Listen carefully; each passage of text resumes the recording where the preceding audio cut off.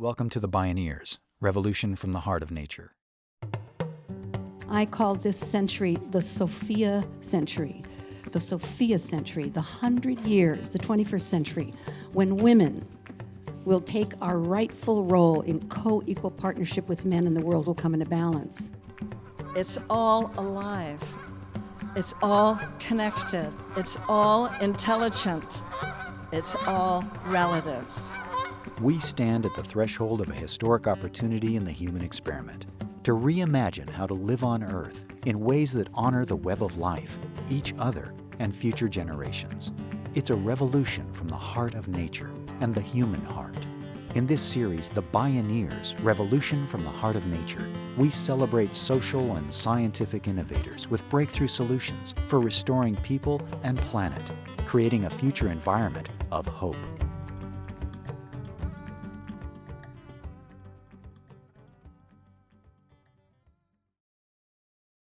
What would a co-equal partnership between women and men look like?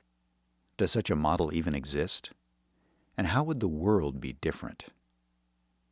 Those same timely questions occurred over 150 years ago to the early feminists who became the leading suffragists in their quest for equal rights for women. Ironically, they found the answer in their own backyards. Seminal feminists including Elizabeth Cady Stanton, Matilda Joslyn Gage, and Lucretia Mott lived in upstate New York, where they formed friendships with their Native American neighbors, the Haudenosaunee, commonly known as the Iroquois Six Nations. These Iroquois women possessed freedoms far beyond those of their white sisters: decisive political power, control of their bodies, control of their own property, custody of the children they bore, the power to initiate divorce, satisfying work, and a society generally free of rape and domestic violence. Only the women could declare war. The women chose the male chiefs and could revoke their office and authority. Today, waves of women are spontaneously arising around the world to demand equal rights. They're doing so in the context of a world gone terribly wrong, from climate disruption to horrific exploitation and institutionalized violence, a world that has been run by men. Again, women are asking, what would a co-equal partnership between women and men look like, and how would the world be different? This is the Sophia century, when women come into co-equal partnership with Osprey Oriel Lake, Layla Salazar Lopez, and Lynn Twist. My name is Neil Harvey. I'll be your host. Welcome to the Bioneers, Revolution from the Heart of Nature.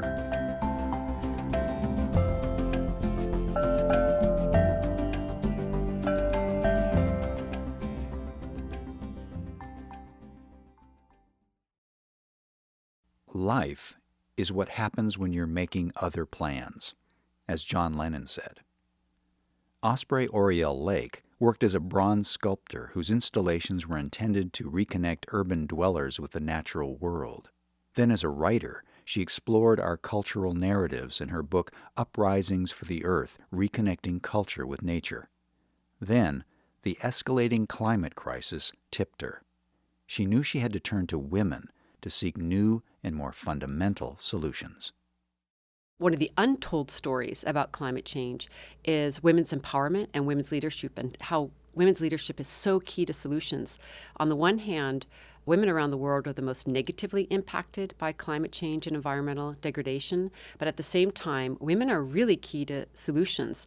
They're central stakeholders. As an example, between 60 and 80% of all household food production in developing countries is done by women. So, we're having these big conversations about food security and food sovereignty and how we're going to lower our carbon footprint around agriculture. We're talking women. This is also true around water. Women are responsible in developing countries for collecting water. So we're looking at how we're going to make sure we have water security, where the water is and how it's distributed. Again, a lot of these programs we see, if they don't involve women, they don't work because women are very involved with what's going on with their water cycles, their planting cycles. So also when you're talking about mitigation and adaptation programs around climate, you've got to involve women in the decision-making process. And women are really not at the table yet. Osprey Lake hooked up with leading women activists to found the Women's Earth and Climate Network. It's a transgenerational network of women from the global north and global south that includes policymakers, indigenous women, grassroots women leaders, and business women intent on tapping women's vision and power to address the climate crisis. Catherine Lucy, who's the founder and CEO of an organization called Solar Sister. And they have really innovative social enterprises that are creating green energy revolutions in Africa. And they have all women-led businesses and have people do direct sales on like small handheld units and different solar units that they can use in the home. So the women create a business. At the same time, they're jumping fossil fuel energy and going right to solar. We're also partnering with a woman named Natalie Isaacs, who comes out of Australia, and she has a program called 1 Million Women. It's an Australian-wide campaign, and women are taking really practical action to reduce waste and pollution in their daily lives through household energy, food, fashion, shopping, transport, and travel. And they have 80,000 members, and people are learning, what can I do in my own home? So women feel really empowered and not frightened about climate change. I mean, worrying is not a solution. Getting active is a solution. And so this gives women opportunity to get educated. And we're looking at bringing that campaign to the U.S. Lake and her partners in the Women's Earth and Climate Network began widening their scope to include women who aren't necessarily focused on climate, because it's all connected. One of our delegates is a woman from El Salvador, Marta Benavides, and she works a lot with many issues around climate, but also around peace. And I think one of the things that's really interesting and important to recognize around climate change in any country we're in is that, militaries around the world are looking at this as a national security issue. Because what happens when the water runs out? What happens when the food runs out? What do? You can't eat or drink oil. So this does create tension, obviously, around survival. And this is where I think women's voices also are really key, in the sense that women are really bent on waging peace. And so I think how we can go about doing this is looking at it in a way of collaboration, not competition, nurturance, not destruction and depletion, of not just the earth, but also destroying our communities or being adversarial to other communities. Women want action. And this combination of policy women coming together with women working in solar power, wind technology, with grassroots and indigenous leaders, incredible women from the Congo forests, from the Amazon forest, telling us directly what is happening to their forests and what's happening with their fossil fuel resistance campaigns and how we can support them. The key here is, how do we collaborate? How do we create an ecosystem of these women networks so that our collective power really can get traction that we need? Because we can't do this alone. That's what we're all learning. This has got to be a collective effort, and I think women are really well poised for that.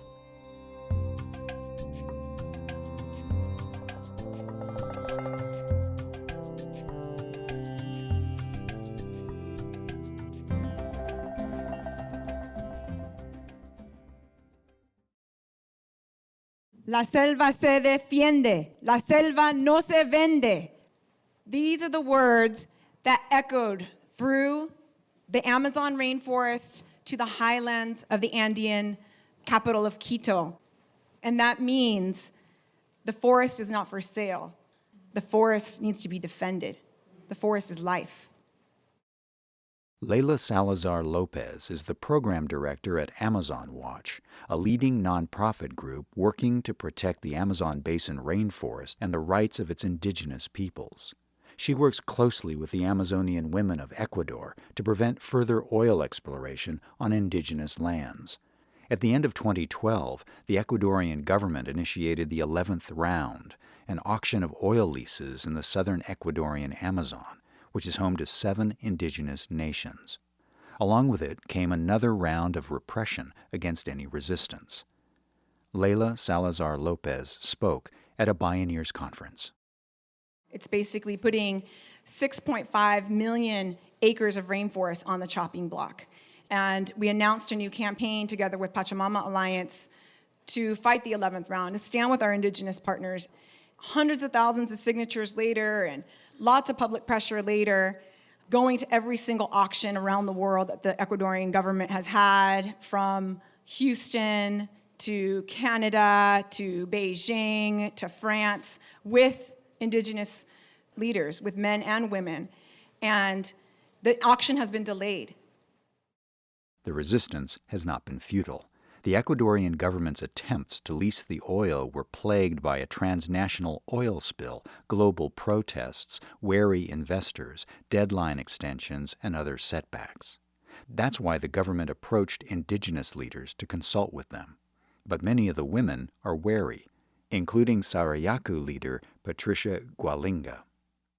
But what Patricia was saying was, we're nervous about this. We know that we've delayed it, but we're nervous about it because now the government is consulting us. And that's what we want. We don't want any oil development project to go forward without any free, prior, and informed consent. Not just consultation, but consent.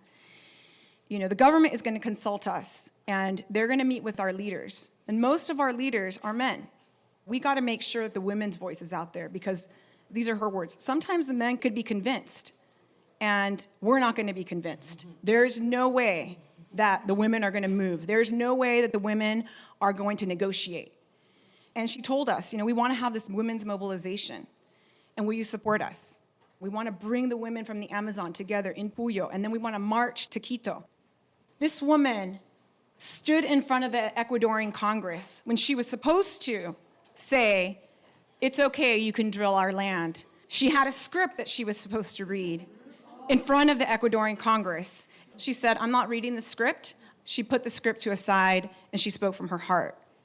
What she said was, I'm here to defend life. That's what the mothers do. That's what the grandmothers do. That's what the women do. These are guerreras. These are serious warriors that have not let oil development in their territories for the last 25 years, since the oil companies have wanted to go into those areas. Every company from Arco, from Ajip, from Chevron, from CGC, all of these companies have tried to get into this area, and the communities there, in particular the Quechua community of Sarayaku, have resisted. Guerreras, women warriors defending life, women who will not be moved. The Sarayaku and other indigenous peoples then took their case to the Inter-American Court of Human Rights. In July 2012, the court ruled that the government must consult with indigenous communities prior to any oil exploration and pay damages, as well as remove dynamite still buried on community lands. Even if the government were to comply with the ruling, the women say it's not enough. They want not consultation, but consent. They assert their rights to the use of their lands and to the survival of their culture. Leila Salazar Lopez shared a statement the Quechua women of the Sarayaku made during the march to Quito. From the depths of our bellies, Amazon women feel the negative impacts of extraction. They've divided our Mother Earth into concessions. They've divided her into blocks, as if she were a cloth ripped into pieces, and then offered piece by piece in the market. This is not the destiny that we want for our mother. Our mother gave birth to us, and that is why Mother Earth is sacred to us. The indigenous women express Rosa Dawa, who is marching. We are here to defend the air, the water, the animals, the forests, and all that is living, and that is why we march. Leila Salazar Lopez, sharing the voices of Amazonian indigenous women warriors defending life. When we return, how women can give full wing to humanity. This is the Sophia century, when women come into co-equal partnership. I'm Neil Harvey. You're listening to the Bioneers, Revolution from the Heart of Nature.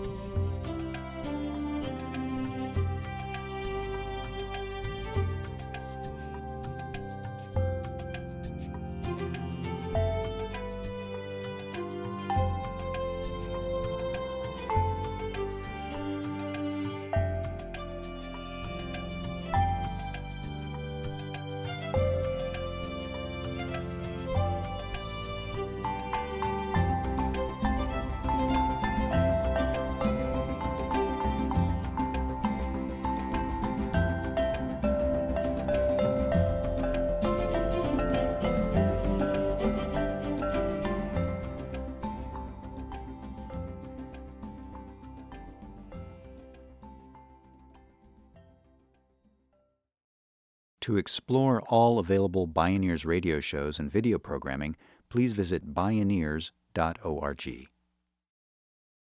I want to talk about the women in Africa because I was with the Nobel Women Peace Prize laureates with whom I have the great privilege of working. Lynn Twist is a visionary leader who's dedicated her life to global initiatives that create a sustainable future for all. She co-founded the Pachamama Alliance, which works to empower indigenous people of the Amazon rainforest to preserve their lands and culture and to educate and inspire individuals everywhere to bring forth a thriving, just, and sustainable world. She's received numerous awards, including the Woman of Distinction Award from the United Nations. She works with the Nobel Women's Initiative and spoke at a Bioneers conference about her trip to Africa with women Nobel laureates. We went to Liberia at the invitation of the president who won the Nobel Prize, President Ellen Johnson Sirleaf, and Lema Bowie, who won the Nobel Prize. And Lema won the Nobel Prize in 2011. It was the first time that 3 women got the Nobel Peace Prize together. And if you just think about this, the 115, 120 years of the Nobel Peace Prize, 98 men have won and 15 women. Of the 15 women who've won, 9 are alive, and they formed the Nobel Women's Initiative. And a little known fact about the Nobel Prize is it was invented by a woman. Alfred Nobel's secretary gave him the idea, just so you know that. So to have 3 women win the Nobel Prize in December of 2011 was a huge breakthrough, and one of them was Lema Bowie. Now, Lema Bowie is just a formidable, amazing Liberian woman, and if you saw a movie called Pray the Devil Back to Hell, the story of the women of Liberia who ended one of the most brutal, atrocious, completely horrendous wars in the history of a continent that's had some pretty bad wars, Africa. And both Liberia and Sierra Leone were the wars that often the press would report about people's hands and feet being cut off. Those were the wars in which those atrocities took place. And the war in Liberia went on for 10 years, and the women, there were several versions of the war. The women were the people who actually ended it. The film Pray the Devil Back to Hell tells the astounding story of the women of Liberia Mass Action for Peace. As a movement of Christian and Muslim women, they organized nonviolent protests and prayed for peace. Their leader, Lema Bowie, managed to force a meeting with then President Charles Taylor, later convicted of war crimes, to pressure the warlord to finally stop the war. And that's what Lema won the Nobel Peace Prize for. She organized 3,000 women. Okay, so these are women whose daughters had been kidnapped and become sex slaves to the soldiers and the warlords, whose sons had been taken for child soldiers and who were drugged and doing horrible things to people. And the women were left behind, the mothers, the grandmothers, left behind. The stories that we heard in Liberia would break your heart over and over and over again till you didn't think you could listen to one more. Yet, how powerful it is for women who've been through that to tell someone who they feel is actually there to listen to them is a huge gift to them. So in Liberia, we heard story after story after story of this rape, of this atrocity, of having their hand cut off, of being tortured, et cetera, et cetera. What really I want to say is that out of that horror, the women rose up. They would not let the men not come to an agreement. And there were many, many peace talks going on in Ghana. So the men went to Ghana, the warlords and the generals went to Ghana to meet over and over and over again, and they would end up drinking with each other and getting drunk together and then going back to Liberia and fighting again. Lema organized the women to go to Ghana, 3,000 of them. They surrounded the hotel where the men were inside drinking and cavorting and not doing peace talks. They would not let the men come out. They would not let any food in. They would not let any garbage out. They would not let anyone leave that building. And this was not, 1 day or 2 days. This went on and on for weeks and months until the men came to a peace. And they ended the war.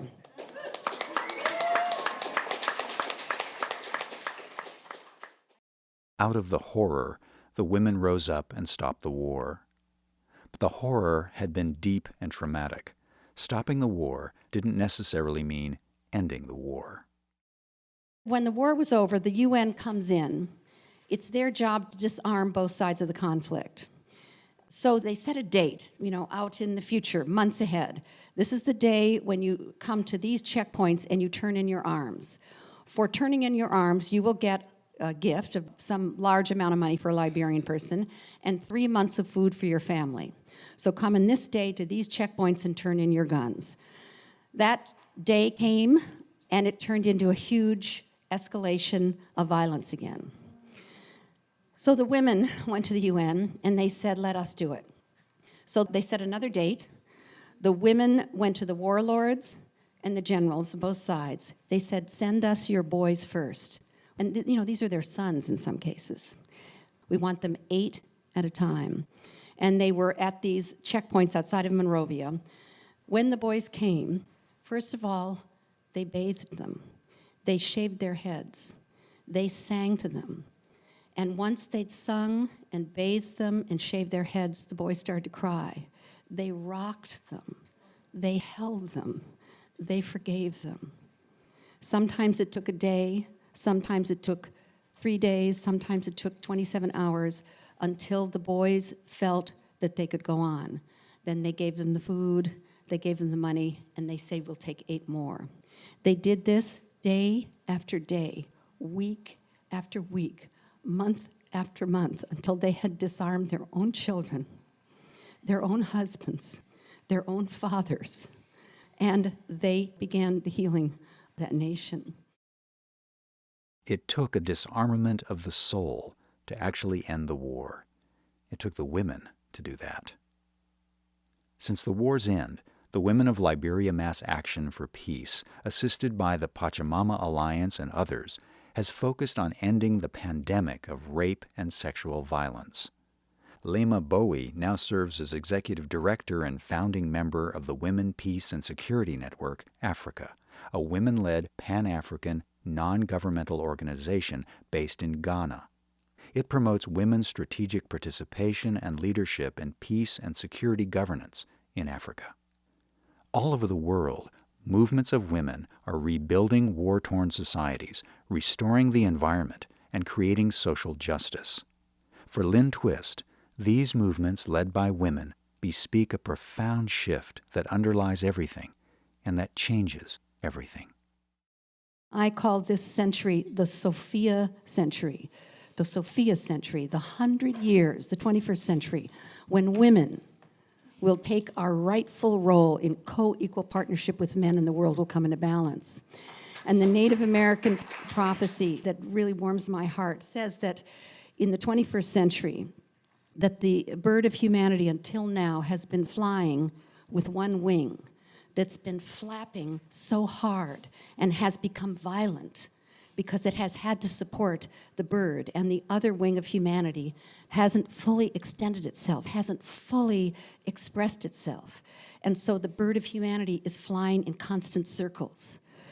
The 21st century has been prophesied as the century when the other wing of humanity, the female wing of humanity, the feminine wing of humanity, will fully extend itself.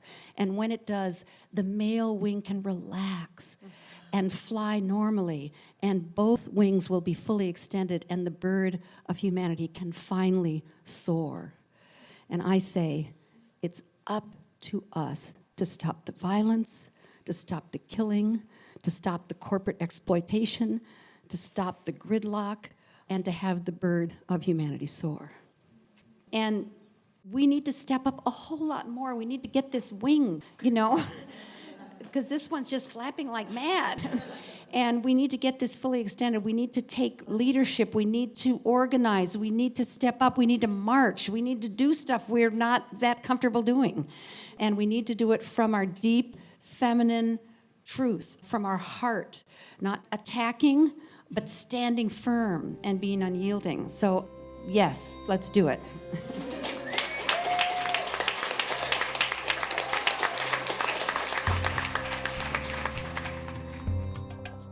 As Lynn Twist, Layla Salazar Lopez, and Osprey Lake show, by spreading the wings of women, the bird of humanity can gain full wing. and soar. And it's up to people to make it happen. The Sophia century, when women come into co-equal partnership.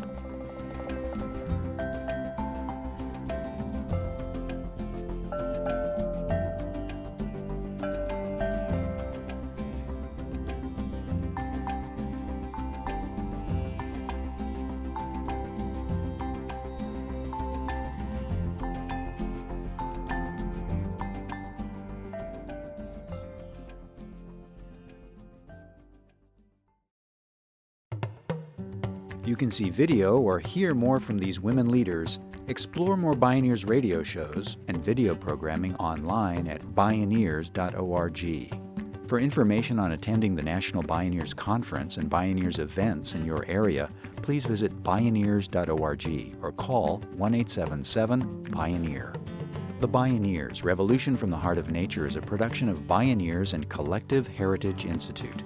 Executive producer, Kenny Ausubel. Written by Kenny Ausubel. Senior producer, Neil Harvey. Managing producer, Stephanie Welch. Distribution is by WFMT Radio Network. Interview recording engineer, Jeff Westman. Our theme music is taken from the album Journey Between by Baka Beyond and used by permission of Hannibal Records, a Rykodisc label. Additional music was made available by James Asher at newearthrecords.com. For more music information, please visit radio.bioneers.org. The opinions expressed in the Bioneers Revolution from the Heart of Nature radio series are those of the presenters and are not necessarily those of Bioneers and Collective Heritage Institute, the underwriters, or this radio station. My name is Neil Harvey. Thank you for listening. I invite you to join the Bioneers in inspiring a shift to live on Earth in ways that honor the web of life, each other, and future generations. This is program number 0414.